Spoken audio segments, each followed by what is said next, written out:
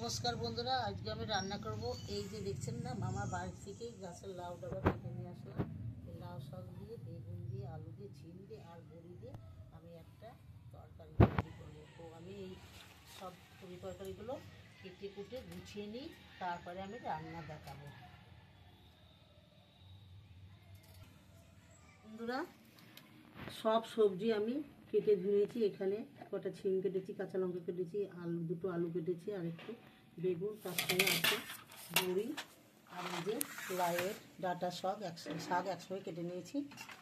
এদিকে আমার কড়াইটা গরম হয়ে গেছে। কড়াইতে আমি প্রথমে একটু তেল দিয়ে দিচ্ছি।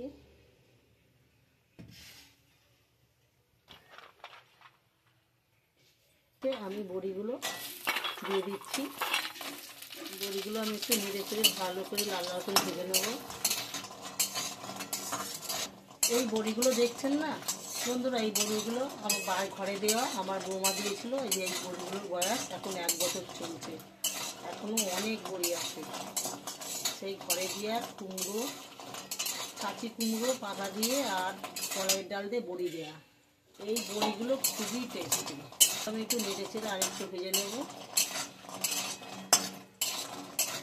বড়িগুলো লাল লাল করে ভাজা হয়ে গেছে। এবার বড়িগুলো আমি তুলে নিচ্ছি।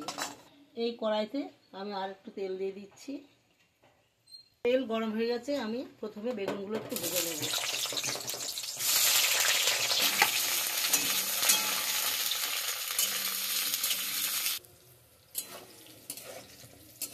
বেগুনগুলো ভাজা হয়ে গেছে, আর বেগুনগুলো এবার তুলে দিচ্ছি। আমি তেল দিয়ে দিচ্ছি।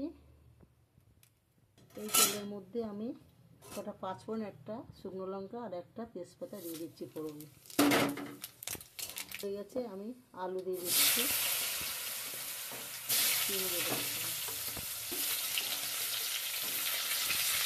আলু চিনগুলো নেড়ে চেড়ে ভালো করে ভেজে নিচ্ছি।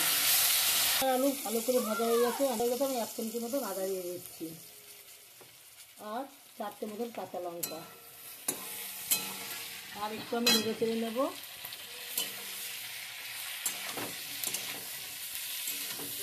লাউয়ের ডাঁটাগুলো দিয়ে দিচ্ছি লাউ শাকের।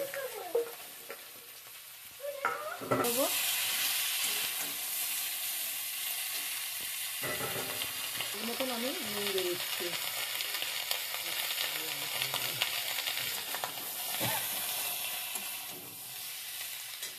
এবার আমি হলুদ দিয়ে দিচ্ছি পরিমাণ মতো। দিয়ে দেবো ধুয়ে দেবো। আবার আমি একটু ভালো করে কষিয়ে নেব। বড় চামচ 1 চামচি মতন চিনি দিয়ে দিচ্ছি। দেখুন আমি সবজিতে একটু চিনি দিলে সবজির টেস্টটা খুব ভালো আসে। এবার কেটে রাখা লাউয়ের শাকগুলো আমি দিয়ে দিচ্ছি। আমি আর একটু নেড়ে চেড়ে নেব।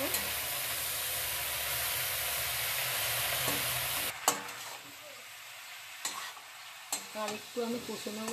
শাকটা দিয়েছি, দিয়ে সবজির সঙ্গে কষা হয়ে গেছে। এবার আমি পরিমাণ মতো জল দিচ্ছি।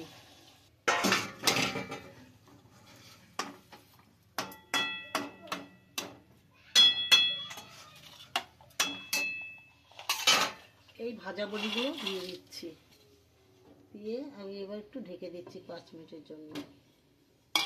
দিচ্ছি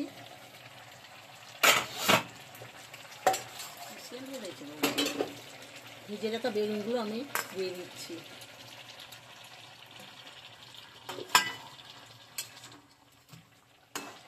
আমি আবার 2 মিনিটের জন্য চাপা দিয়ে রাখবো। খুলছি, দেখুন কি সুন্দর সেন্ট বেরিয়েছে। গোটা আছে, এটা আমার বৌমার হাতের বড়ি। আমার লাউয়ের ডগা দিয়ে বড়ি দিয়ে আলু সিম দিয়ে ঝোলটা হয়ে গেছে। এটা আমি সামান্য একটু আটা দিয়ে দিচ্ছি, সামান্য একটু। আপনারা এইভাবে রান্না করে খাবেন। নিরামিষ সবজি তো খুবই সুন্দর লাগবে, খুব ভালো লাগবে। যদি আমার রান্না দেখে একটা সাবস্ক্রাইবার এবং একটা লাইক। আমি এবার নামিয়ে নিচ্ছি। লাউ শাকের ঝোল আমার হয়ে গেছে। এবার আমি নামিয়ে নিচ্ছি।